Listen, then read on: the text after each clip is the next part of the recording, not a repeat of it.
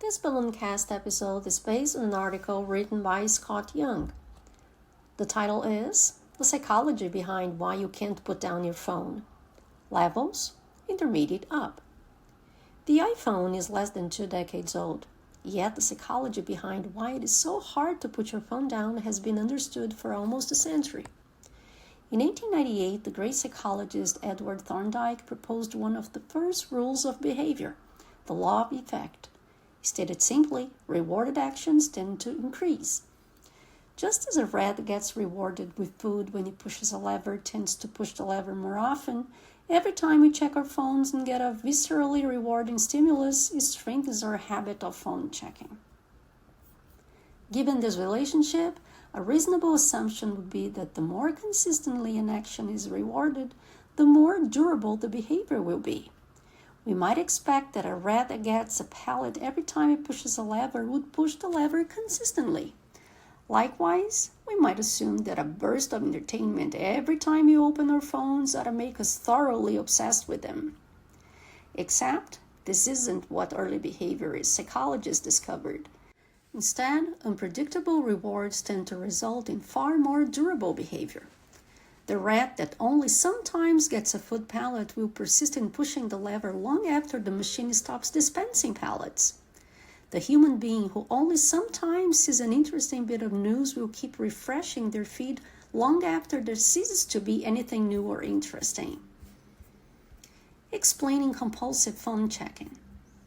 Why should unpredictable rewards be more robust than consistent ones? One explanation is adaptive. If I pull the lever and it reliably gives a treat, not getting a treat might indicate the resource has run out. In contrast, if treats only arrive some of the time, a steady period without rewards might just be a streak of bad luck.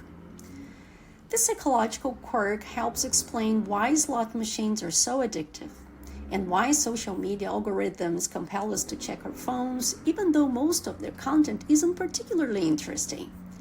The last 20 times may have been a dud, but maybe this next time.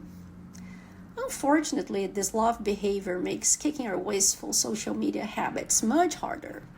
Just as a compulsive gambler keeps pulling the arm on a slot machine long after it has become clear the game is a losing bet, we continue checking our phones even when the value we get is far less than the price of constant distraction. Kicking digital compulsions. In my course, we guide students through a digital declutter. For 1 month, you restrict non-mandatory social media and device usage. While 1 month isn't enough to eliminate all the behavioral reinforcement built over years of phone checking, it is long enough to provide some psychological distance that can help you evaluate which tools and services really are worth keeping, and which ones you don't miss at all. Next, we cultivate a more deliberate and conscious form of consumption.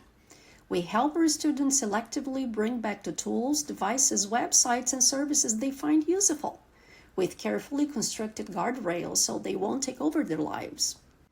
If you've ever wished you could read more books, be more present with your family, or avoid the daily onslaught of negativity so many services seem to push, curated consumption is a saner way to deal with your online media.